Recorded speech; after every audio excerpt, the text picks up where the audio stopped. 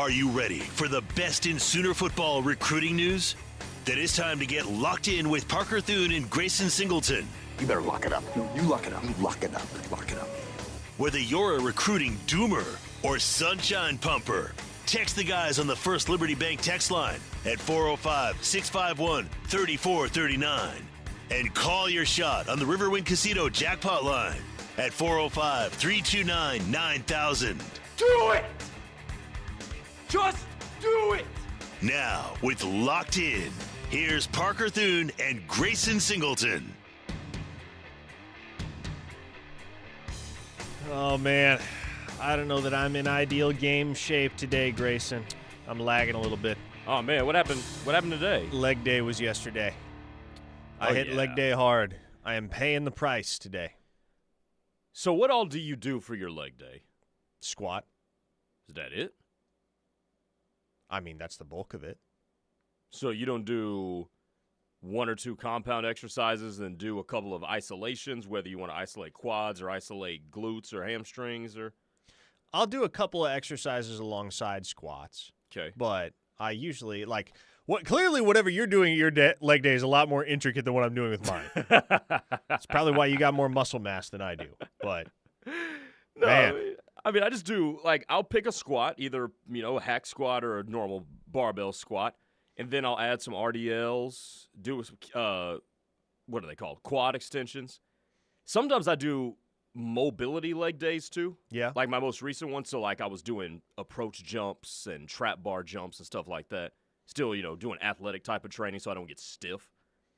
But, so, yeah, you just did leg day. How are we walking a little bit, walking like you got something? Yeah. Yeah. Leg day doesn't usually make me sore, but I guess maybe because I missed leg day last week. That would be why. Take a week off, you pay the price. I certainly am today. You rehydrated? Oh, I'd like to think so, yes. Got your electrolytes back in and stuff? As far as I know. Okay. Just making sure, because if you don't, that can contribute too. Chris from Knoxville says Bulgarian split squats are the best. Those are evil. Absolutely the worst. Those are evil. Gosh, I can't stand I still those. do them from time to time. I never enjoy them, though. 405-651-3439. That's how you get a hold of us here on the First Liberty Bank text line. The show is brought to you by Dorsey Jones GMC in El Reno. Family-owned and operated. Dorsey Jones is staffed with people who care, people who are eager to assist you before, during, and after the buying process as you procure a brand new GMC, which, of course, offers some of the most reliable trucks and SUVs on the road today. So head out to El Reno, check out Dorsey Jones. We appreciate their partnership here on the show. And, Grayson, let's start off today talking about a prospect that we've talked quite a bit about over the course of this calendar year, but not so much as of late, and that is one of Oklahoma's top remaining targets, regardless of position, four-star safety Bodie Sparrow, out of Utah. Kaysville, Utah. Davis High School, the number 55 overall player in the nation, according to Rivals.com. The number one player in the state of Utah, number 2 athlete projection in the country. And if you're unfamiliar with the athlete projection, basically what that means is we're not sure where this guy is going to end up positionally. For Bodie Sparrow, the question is whether he's going to play safety or whether he's going to play wide receiver or maybe a little bit of both. And, man, I think fortunately he doesn't have any express aspirations, any particular desires to play both sides at the next level, because you can't play both sides at the next level. You really can't. You can't play both sides. You can't, for the most part, you can't play two sports. This is something that so many young athletes want to do. They want to make it part of their journey, and it just doesn't pan out. Travis Hunter is the exception, not the rule. There is one Travis Hunter. I forget what it is that Travis Hunter has going on physiologically that enables him to play as much football as he does over the course of a given game, as many snaps as he's able to over the course of a game on both offense and defense and not get worn out. But you can't do that unless you're Travis Hunter. You can't play full – there's a reason Travis Hunter is basically the only football player in the modern era that we've seen play full-time on both sides of the ball at the collegiate level. And even Jacksonville had to put that to bed now. Which is crazy, but, just goes to show you, at a certain point, you got to specialize in something. And there are schools that would prefer Bodie Sparrow to specialize in playing receiver, and he's a really good receiver. But the schools that he is considering at this point in the process, and he's down to an unofficial top 7 or 8 right now. The schools he's considering the most heavily right now are Oklahoma, Utah, and BYU. This has not really changed since the fall, Grayson. When we first started talking about Bodie Sparrow, in October, November, when it became clear Oklahoma was a serious contender, it was, okay, well, is Oklahoma going to be able to coax this guy out of his home state? Because BYU and Utah are coming hard after the kid, and they have continued to. And he's going to OV to both in-state schools in addition to Oklahoma. But the Sooners sent Jim Nagy out to see him last week. We mentioned that here on the show. Really, the crux of Oklahoma's pitch, though, what Oklahoma's kind of done in order to position themselves in a strong manner in Bodie Sparrow's recruitment is they just kind of let Brandon Hall do what he does on the trail. And Brandon Hall is an incredible relationship builder. The way that guy approaches the person-to-person connection with the kids he's recruiting is remarkable, and obviously that's not the only factor in the equation these days. But Sparrow is a guy that values that from the Oklahoma side, has a great relationship with Brandon Hall, loves the possibility of playing early at safety at Oklahoma. And this is, we talked yesterday, Grayson, about the lack of safety depth for Oklahoma here in 2025, but the silver lining therein is, we're in 2026 now. We're going into the 2026 season. The silver lining there, though, is, man, you got a pretty compelling pitch to a blue-chip safety prospect like Bodie Sparrow when you can project ahead to next season and identify the guys that are still going to be around on that depth chart and truthfully tell that kid, hey, you're going to have a serious chance to show up here and play right off the bat. Yeah, because who's to say he's not going to be better than Nico Jandro? Who's not to say he can't be better than Markel Ford right off the bat? Because you're going to get one more year, most likely. You'll get one more year with Michael Boganowski, but you're going to have to fill the role vacated by Peyton Bowen's departure.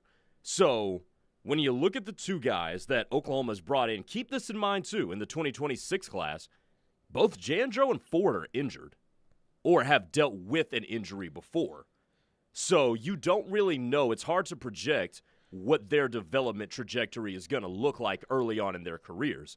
So if you looked at it from that perspective and you see, well, there's really only one guy, Michael Boganowski, sure, Amarian Robinson will factor into this as well. But in terms of who's going to get that run at safety behind those guys in 2027, why can't it be Bodie Sparrow? Mm-hmm. And that's what you're going to have to convince him of, that, hey, you can go compete with the rest of our young guys to be number 2. There's nobody in the safety room next year to whom Bodie Sparrow is going to take an obvious backseat outside of Boganowski and maybe Robinson if he starts to take some strides this year. But, I feel like we can pretty confidently say that come 2027, Michael Boganowski is going to be the best safety on Oklahoma's roster. It's going to be him and everyone else. But there's no reason why Bodie Sparrow can't not only contend for playing time, but contend for a starting job right off the bat. He's got good size, about 6'1". I would say he's probably about 190 pounds right now, if I had to eyeball it. So he's built well. He's an exceptional all-around athlete. As I said, he's somebody that plays the receiver position very well. Yes. And is a mismatch there. And I've gotten the chance to watch him several times this spring down at OT7 in Dallas. And he's just, man, he's one of those guys that is absolutely dominant no matter what you try and do about it. Like, there are certain situations, certain circumstances in which everybody in the building, everybody out at the field knows that the ball is going to Bodie Sparrow, and you still can't do anything about it. No. Right? And so a dominant player like that, a guy that's just going to go get it done, no matter who's guarding him, no matter how tightly the defense tries to rein him in, man, somebody like that, once he has the opportunity to focus on one thing at the next level, whether that's playing receiver or whether that's playing safety, you give as good of an all-around athlete the ability to just hone in on doing one thing, playing one position, and playing it well, he's going to flourish, man. So now the question becomes, can Oklahoma seal the deal before official visit season? Because that's very much within the realm of possibility. And the calendar's about to turn from April to May, and official visits kick off for Sparrow the last weekend of May when he comes to Oklahoma. He still hasn't decided where he's going to OV the first weekend of June, but the way it breaks down is Oklahoma OV last weekend of May, some OV, likely either Texas A&M, Oregon, Tennessee, or Michigan in that first week of June, followed by Utah the second week of June and BYU the third week of June. So if Oklahoma wants to get this done, it doesn't have to come. Like, you don't have to get a decision from this guy before OVs roll around. But when I caught up with him this past weekend in DFW, he disclosed that, hey, it's not out of the realm of possibility that I could make a decision here in the next couple of weeks.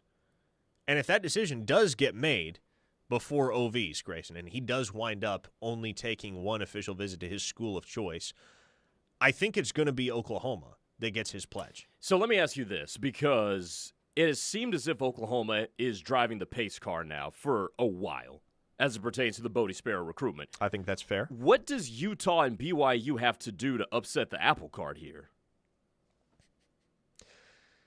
Both those schools got money. They're Sure. going to have to use it. I don't know whether those schools' pocketbooks get talked about as much as other programs, but there's a good deal of money at both of those schools. And I think it's also just, man, reaffirming to that kid that, hey, you should be a hometown hero in your home state. You belong here. And, hey, we have been all over you, and both those schools have, from a very early stage in the process. We believed in you before anybody else did. I think BYU gave Sparrow his first offer in 8th grade. And so they've been after this kid a long, long, long time. Is there an LDS connection? He is LDS. Okay. Yes. Gotcha. And so, both those schools, and that state as a whole, there's a very heavy LDS population. Right. I don't get the sense that that's going to factor into the decision in a measurable way. Like, I can recall, I think it was the class of 2024 where Oklahoma was going. No, it was the class of 25. I take that back. Class of 2025, they were going after an offensive tackle from the state of Utah named Austin Pay. And his entire family, including his couple older brothers that were on the roster at the time, his entire family consisted of BYU people. And so it always seemed like there was going to be a stronger pull to stay local with that kid because he and his family were LDS and they had an allegiance to BYU. And I think he took a fall official to Oklahoma. He was one of those guys that dragged his recruitment out all the way till signing day. And he might have waited till February to sign, now that I think about it. But regardless, it was a late in the process that Pay took his official visit to Oklahoma. But all along, you kind of knew, man, it's going to take a lot to lure this kid out of the Beehive State. I don't think that's going to be the case with Bodie Sparrow because this is a pure football decision for him. It's about where can I get on the field early, where can I make an impact, who's going to set me up best to make a run at a career in the National Football League. And so from that standpoint, Oklahoma's in a nice spot, especially now that they just sent Robert Spears-Jennings to the NFL draft, and he was selected, albeit in the 7th round, but a 7th-round selection is a selection nonetheless. The opportunity will be there for him to make an early impact with Peyton Bowen getting ready to graduate and Michael Boganowski at that point, come 2027, being a senior. So, man, there's a world where come his sophomore season, Bodie Sparrow becomes the guy for Oklahoma at safety, where it's, sure, Bowen is probably your anchor of that position group this year, and it's probably Boganowski next year, but once those two guys' time has come and passed at Oklahoma, man, you're going to need somebody to step into that leadership role, somebody that you're going to be able to count on to get the job done and to lead on the defensive side of the ball, and that could be a guy like Bodie Sparrow. Yeah, so this isn't going to be a Braxton Lindsey situation where oh man, there's going to be where there's that's why I asked the LDS question, because Braxton Lindsey popped into my head, and he did end up signing at BYU, right? He did. So Oklahoma, I'm not sure if I've talked about this at all. Okay. Oklahoma tried really, really hard all the way till signing day to flip Braxton Lindsey. I think you may have told me this off the air. He was just not budging. I mean, they tried hard. They kept coming and kept coming and kept coming after that kid. And he wouldn't flip. Wouldn't do it. They told him, hey, they even told him, we'll play you on both sides of the ball. We'll give you snaps at linebacker and at tight end. Mm-hmm. I remember one individual close to that whole process on the OU side saying, man, we think Braxton Lindsey could show up here and start at tight end as a true freshman. Obviously, that was before they brought in Hayden Hansen and Rocky Beers and Jack Van Dorselaar. But the opinion within the Switzer Center of Braxton Lindsey was so high, man. They did the most to try and get that kid in the class, even after he committed to BYU last July. But they were not successful. Obviously, the LDS dynamic within the family was a big portion of the reason why Lindsey favored BYU in the end. But I don't get the sense, it's recruiting, never say never, things can change. I don't get the sense that's going to be a prominent factor in Sparrow's process. How come there's no other big schools, let me not say bigger, but big schools that are involved with Bodie Sparrow? Like, why is USC not involved, or Miami, or Ohio State? Well, they all are. And actually, Miami may be the school that gets his fourth OV. Oh, okay. There we go. So I think, let me see if I can. Because he's that caliber of a player. No, he is. He is. And those schools are trying, man. Like, the schools that are in contention for his last OV right now are, let me think, Oregon, Miami, Tennessee, Texas A&M, Michigan. All 5 of those schools are sending coaches to visit him this week out in Utah. So those schools are trying, but the kid really likes Oklahoma, and he really likes BYU and Utah. There you go. And it feels like it's going to come down to one of those 3, unless a school like Miami, or I would say probably Oregon, those are the 2 schools that you would take most seriously if they started to make a serious push for a guy like Sparrow. But for all intents and purposes, I think you're looking at 3 finalists right now. I think it's Oklahoma, and I think it's the 2 in-state schools for Sparrow. The 2 in-state P4 schools, that is. 405-651-3439. That is the First Liberty Bank text line. Bodie Sparrow is not the only blue-chip secondary piece that Oklahoma is doing their best to close the deal with over the next couple of months. We'll talk about a couple of other players that fit that bill coming up next. This is The Ref, the home of Sooner fans. Stay right here. Locked In is brought to you every day by Dorsey Jones GMC in El Reno. Dorsey Jones GMC is family-owned and operated with a knowledgeable, low-pressure sales staff here to help you through the buying process and half-price oil changes on Saturdays. Visit dorsey-jonesgmc.com for more information. A public service announcement from Oklahoma Human Services. Hey Oklahomans, did you know updating your SNAP food benefits info is a snap? Have you changed jobs or hours?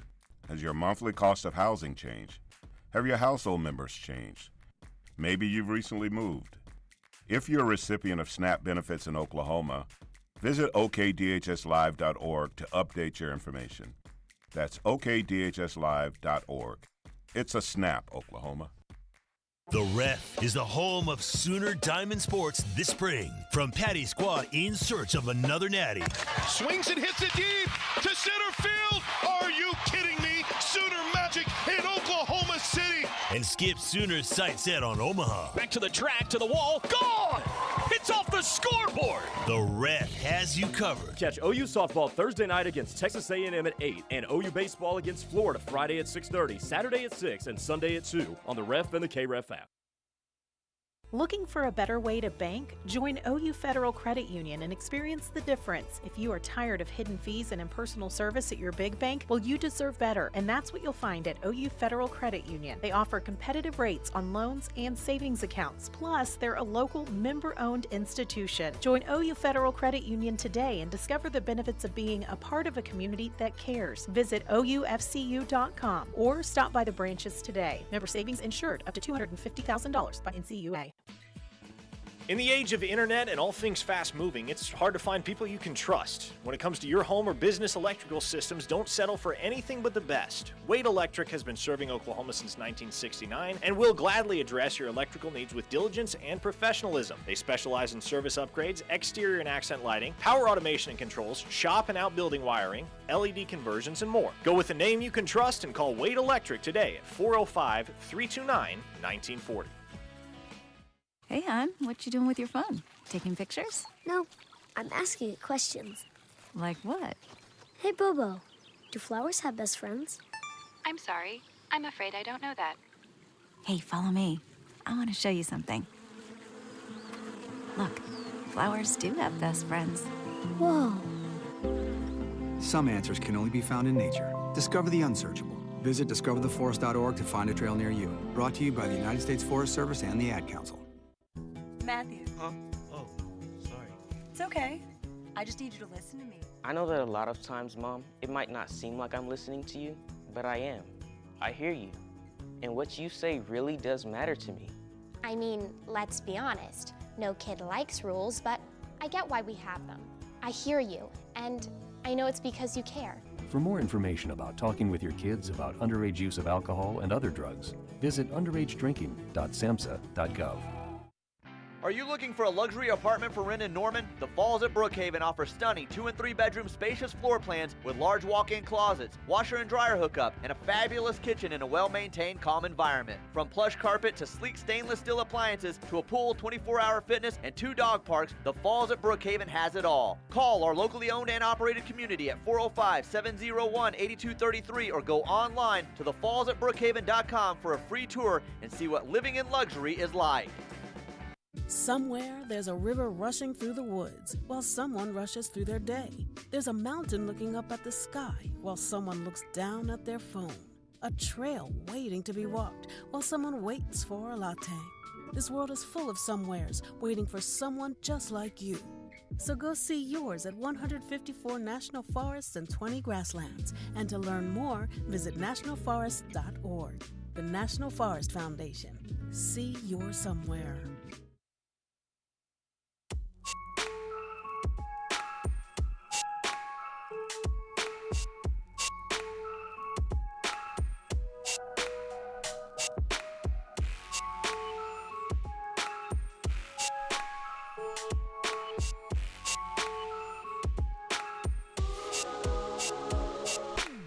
It's locked in here on the Ref, the home of Sooner fans.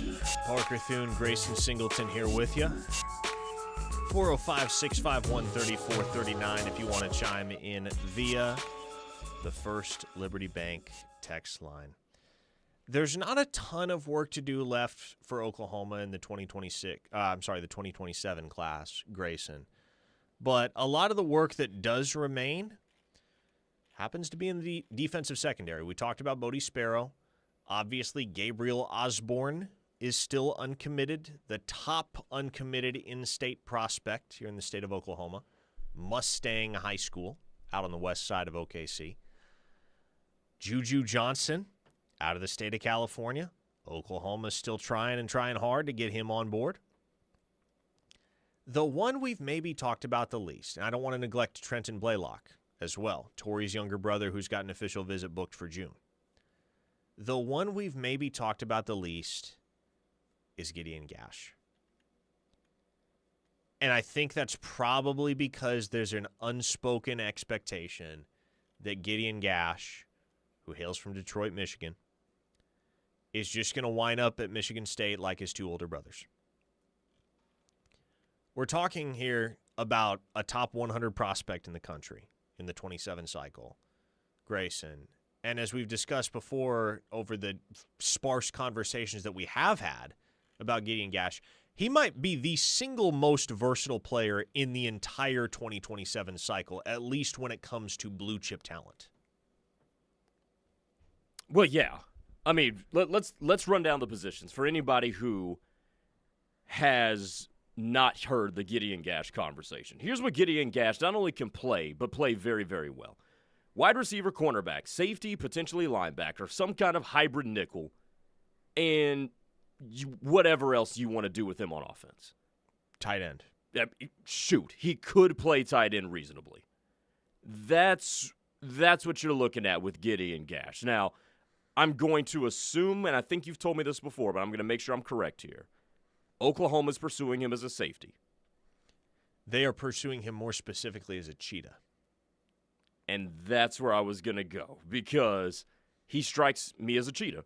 Can cover real well, but has the build to be a, in-the-box type of guy. He would be the closest, I think. And I said this when they got Kendall Daniels. He would be the closest approximation of Isaiah Simmons that Brent Venables has had in his defense. With the fluidity of movement to cover people, but with the build and physicality to be a linebacker. That's what they would be getting in Gideon Gash. They got an approximation of Isaiah Simmons with Kendall Daniels, and Gideon Gash fits the Kendall Daniels type of mold. Now, On3 categorizes Gideon Gash as an athlete. If you go to 24/7, they've got a cornerback projection on him. Ooh. Which just goes to show you how impressive of an athlete this dude is, because I worked with those guys over at 24/7 for years. I know how they think. The fact that they are willing to slap a cornerback projection on a guy who's 6'4" and 200 pounds, that tells you all you need to know about the supreme athleticism that Gideon Gash brings to the table. And I agree with you wholeheartedly. If you're talking about the guy that fits the cheetah prototype, the ideal cheetah prototype, the Isaiah Simmons prototype, if you will, Gideon Gash is easily the guy that fits that mold better than anybody Brent Venables has had at Oklahoma to date. And that's no disrespect to Kendall Dolby, who was a really good cheetah, or Deshaun McCullough, who was a solid cheetah. Certainly not Kendall Daniels, who was an excellent cheetah and wound up being a 4th-round draft pick. But if Gideon Gash gets to Oklahoma and he produces in that scheme at that position with the traits and measurables that he has, you are looking at a top 50 draft pick 3-4 years down the line. It's interesting your former colleagues at 24/7 have him projected as a corner. I agree. It is interesting. I'm trying to figure out how I'm going to go about it. As a matter of fact, I'll just go ahead and say it. I think if he was to play corner, that could potentially set him up for failure in college. The dude is 6'4", 205 pounds right now. He is massive for a corner, to the point where even though he is a supreme athlete, he seems too big to play corner. And I think, I cannot be the only person that thinks that. No, and you always want to believe that there's a unicorn out there that can be that super, super, super sizable, a futuristic cornerback prospect. Right. And, I mean, they exist. Jacoby Johnson is a 6'3", 200-pound corner and plays the position well. Who's the cat at LSU? DJ Pickett. Yes. Yeah. But, no, I agree with you, man. Throwing Gideon Gash at corner would be somewhat akin to throwing Justin Harrington at corner. Y'all remember Justin Harrington? Justin Harrington came to Oklahoma, and I believe he initially did play cornerback under Alex Grinch. But it soon became clear he's not nearly as well suited for this position as he is for either safety or cheetah. Mm-hmm. And had he not lost his entire 2023 season at Oklahoma due to injury, he tore his ACL, I believe, in week 2, he probably would have been a major factor at cheetah that year for the Sooners. It was not to be.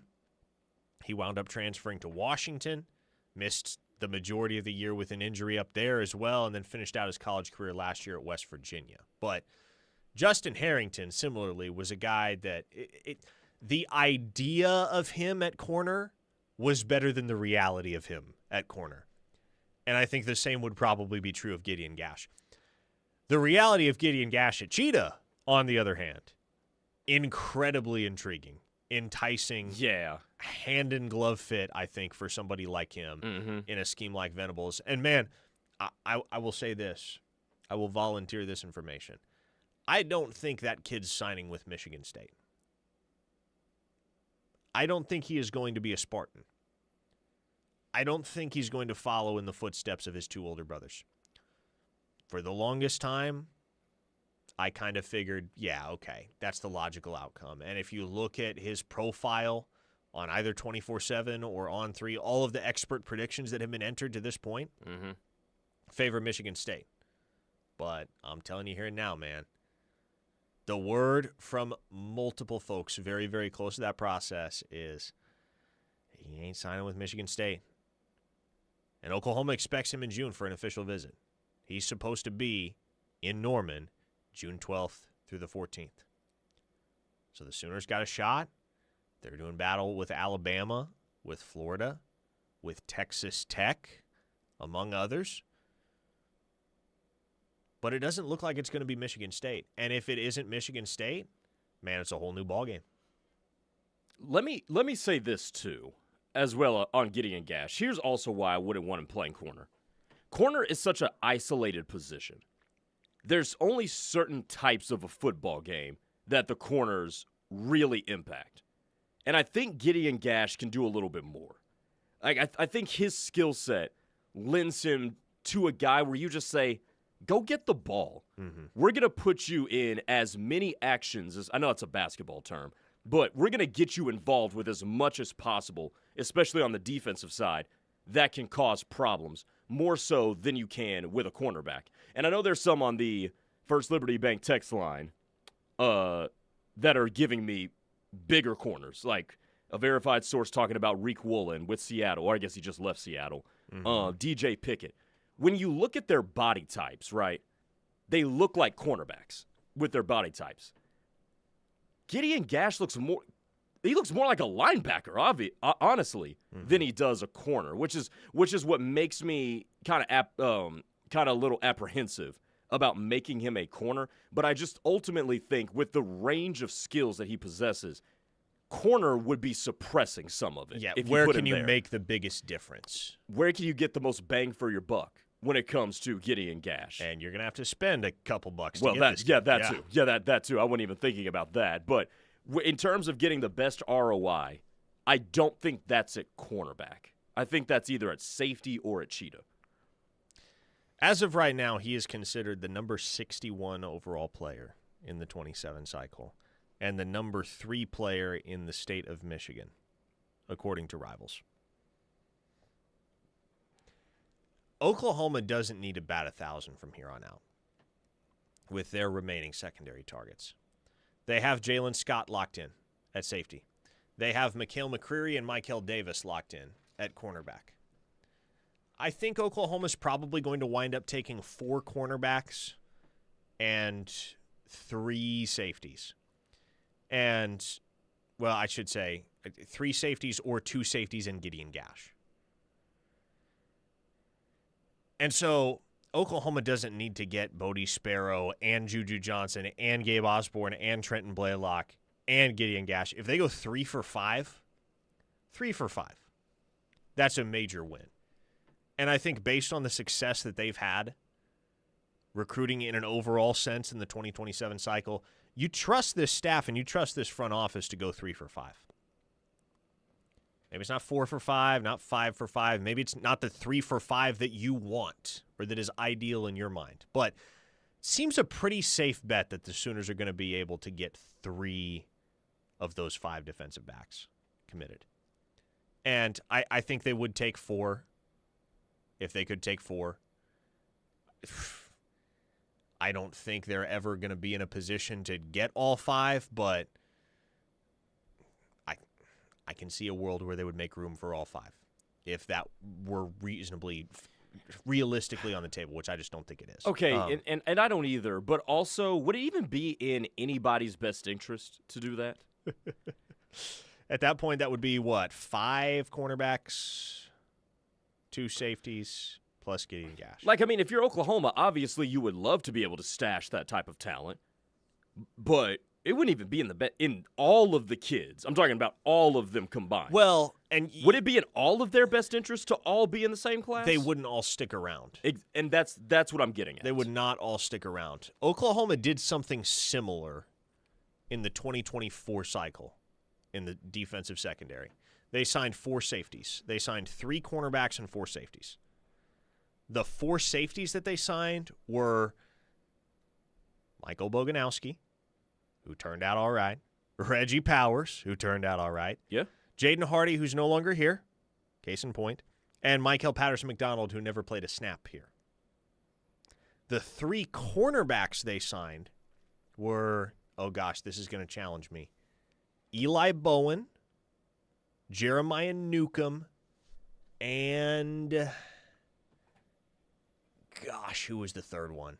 It's going to drive me nuts. This is not all that long ago. I should know the answer. Eli Bowen, Jeremiah Newcomb. Was that not Devon Jordan? Devon Jordan, thank you, who is no longer here. Right, he's at Baylor. Yes.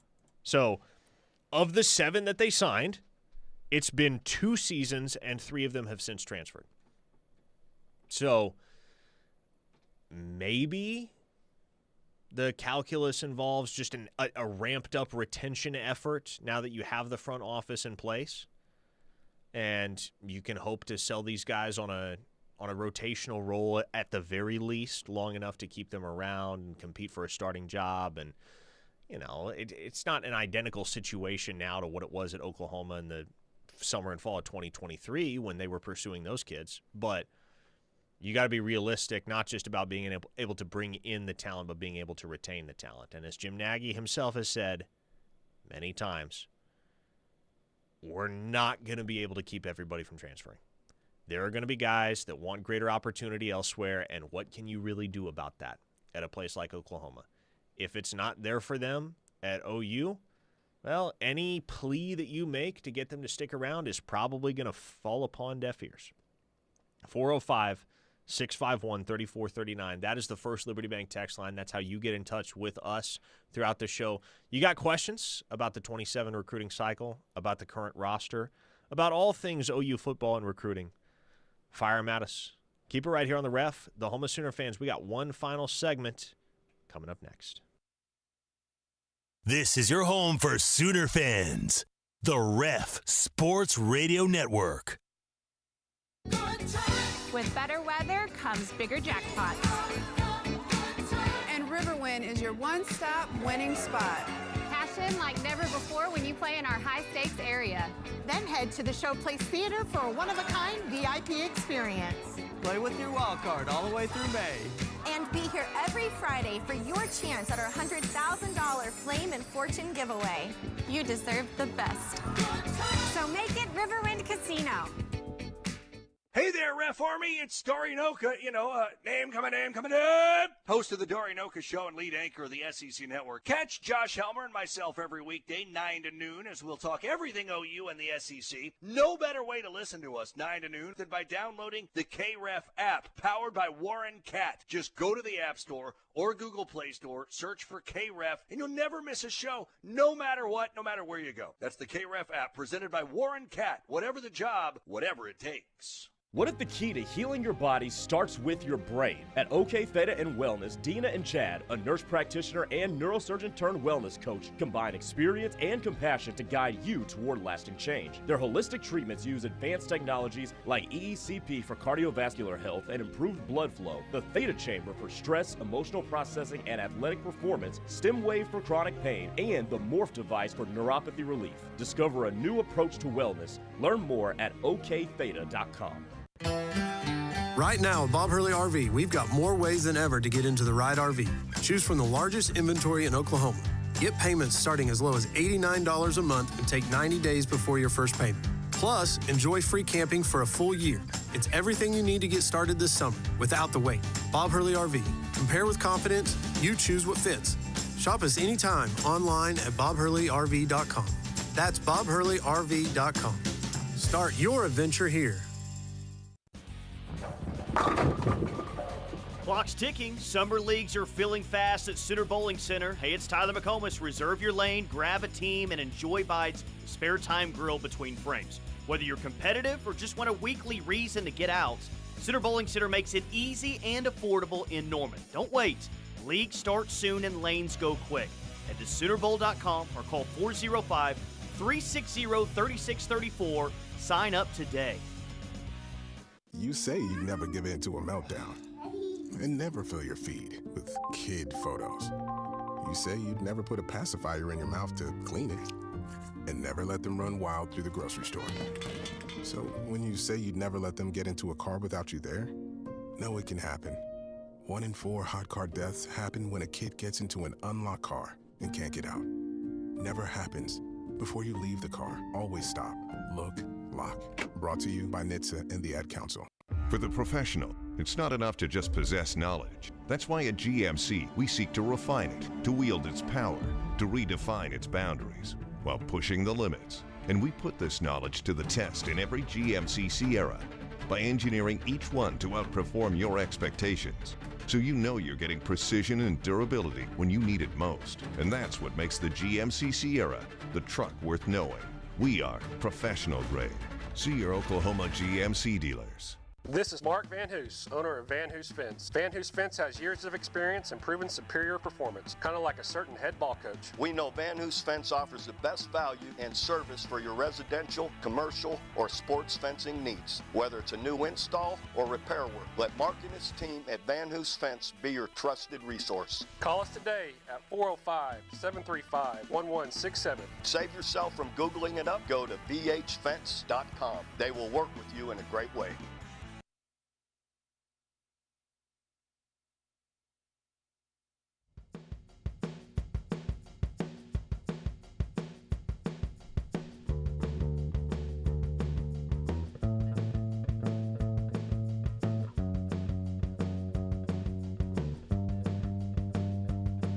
Final segment of Locked In here on the Ref, the home of Sooner fans. The Rush is coming your way at 3 o'clock, so stick around.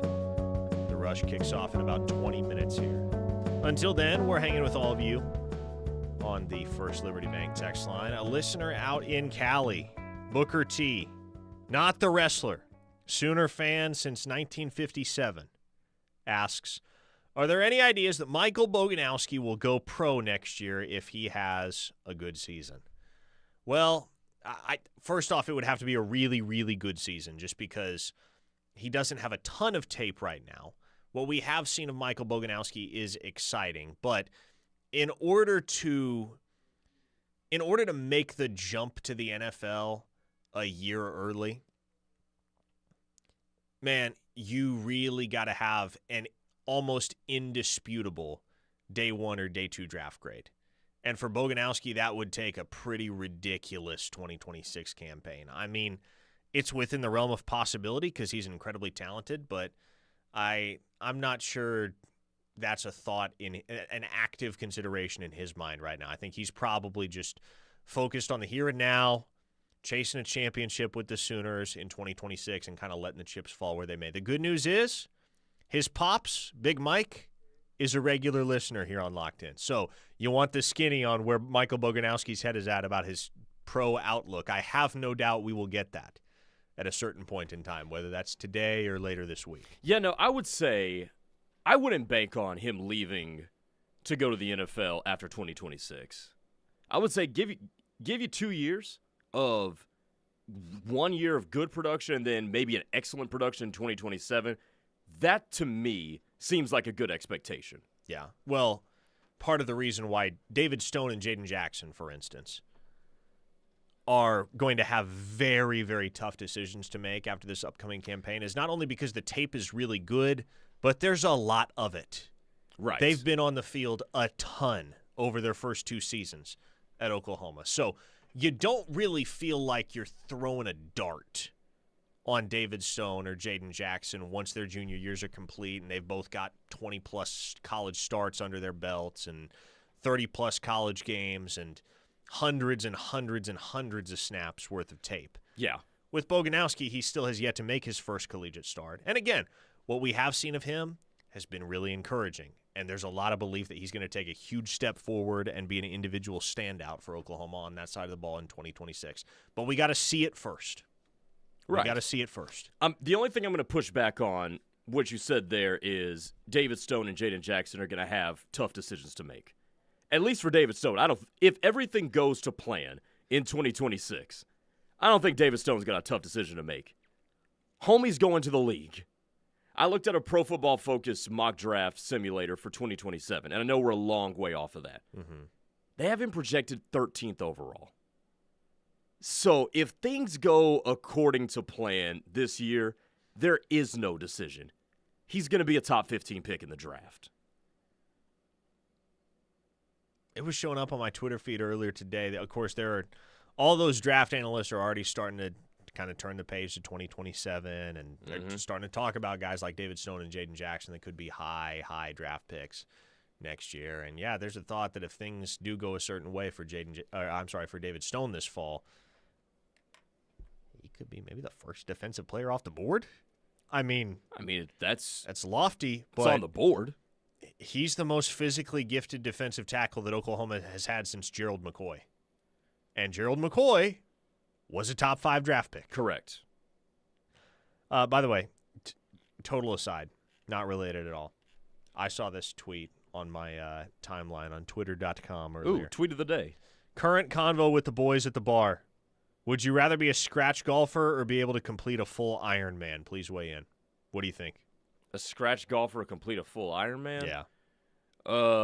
Give me the Ironman. See, as much fun as it would be to be a scratch golfer, I think I'm probably with you. Mm-hmm.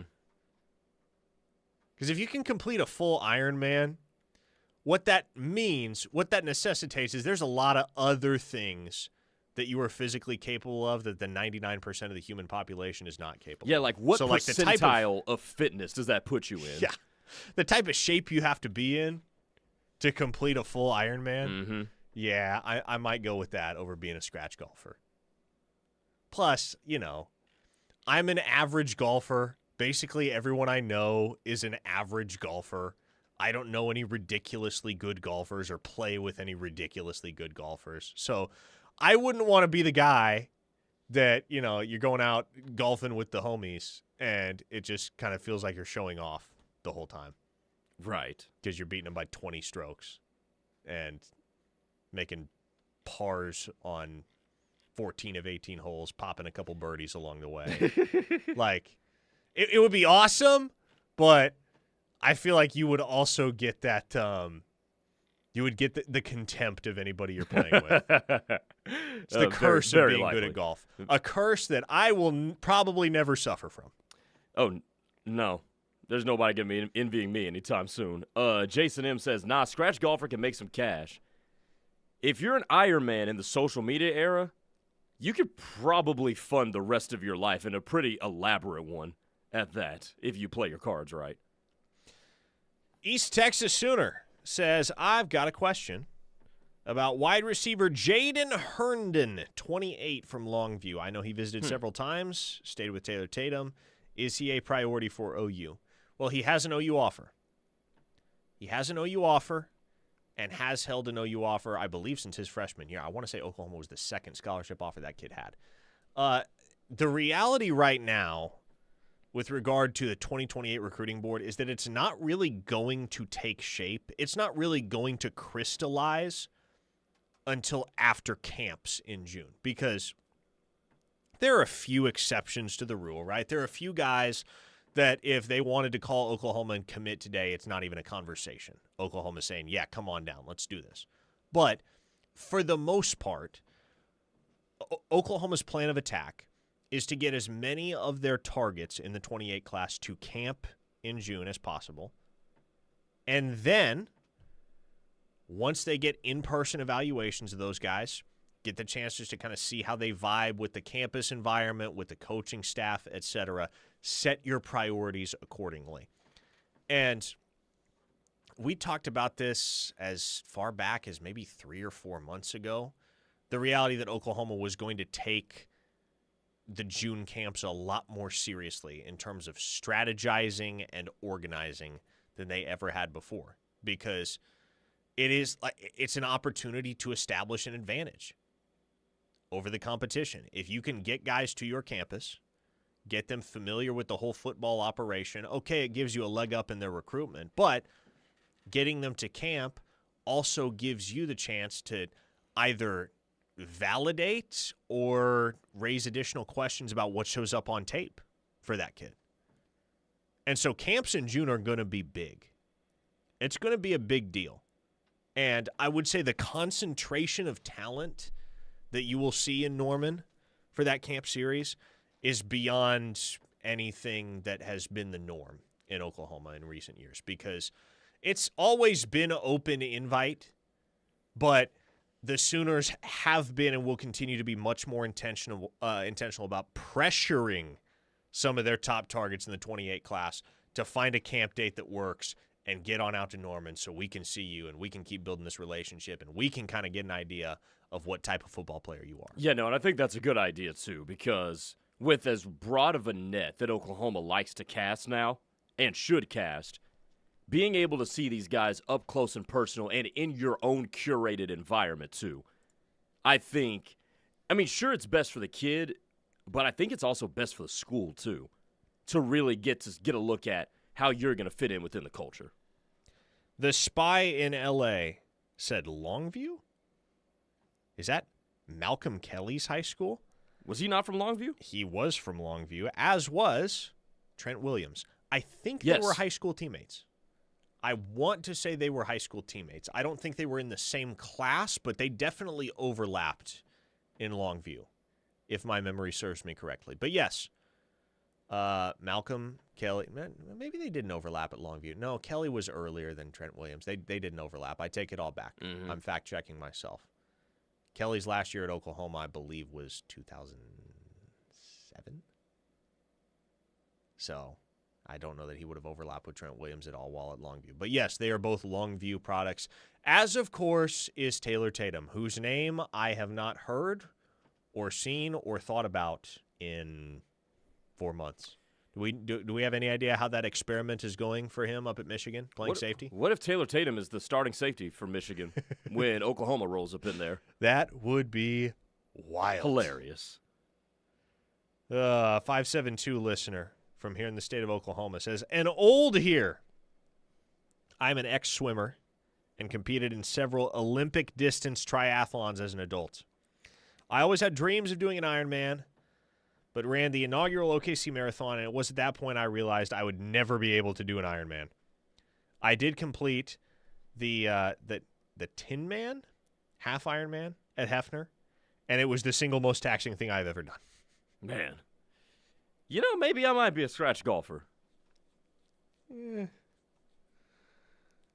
I also, here's part of the reason why, and I say this, I probably, if somebody told me I'll make you a scratch golfer tomorrow, I probably would take them up on it. But part of the reason why I'm like, yeah, I kind of don't want to get too good at golf is because it would kind of take the joy out of it if you could just hit really good shots on every single swing. Yeah. You know, the cool thing about being a stunningly average golfer is that when you really strike it just right and you hit a 300-yard drive or you hit that approach from 150 to 5 feet, I mean, it feels unbelievable. When you sink a 30-foot putt, it feels unbelievable. If that were the norm, you know, I go back to what Gina Linetti said on Brooklyn Nine-Nine. Would you jump into a pool without water? No, the splash is what keeps you alive. This is true. If every single shot you took was a great shot, there would be no splash. You want to know a tweet that I saw, since we're talking about random off-topic tweets, that I thought is very relevant to us, since you and I are both in our mid-20s? Being an adult is basically figuring out what to cook with ground beef and chicken for the rest of your life. That's pretty relatable. We eat a lot of chicken at our house. You say same. Like, how many different things you do with chicken and ground beef, too? Ground beef, man. What a blessing from the Lord it is. Amen. Big Rich in OKC says, well, if Taylor Tatum is the starting safety when we play Michigan, I feel really good that he won't intercept any passes. Yeah, fair. Oh, I have no idea. Like, Who decided that? Was it Tatum that decided I'm going to play safety now? Was it Michigan that decided you're going to play safety now? Weird deal. That would it have been Lamar Morgan who was influential in that? What's crazy is, as bizarre as that situation was, as bizarre as Taylor Tatum's career at Oklahoma, as bizarre as that was in retrospect, it's still not even close to the most bizarre OU career amongst that 2024 signing class, because that, of course, belongs to Devon Mitchell. Oh, yeah. Why do all roads lead back to Devon Mitchell? All roads lead back to Devon Mitchell at some point. I'm pretty sure every single week, at least once a week, we wind up mentioning Devon Mitchell on this show for one reason. For no reason either. Oh, man. Always an adventure here on Locked In. But until tomorrow, this adventure is on hold. We're going to turn it over to the guys on the rush coming up next. Here on The Ref, the home of Sooner fans. For Grayson Singleton, I am Parker Thune. We will do it all again tomorrow. Same time, same place. Y'all take it easy.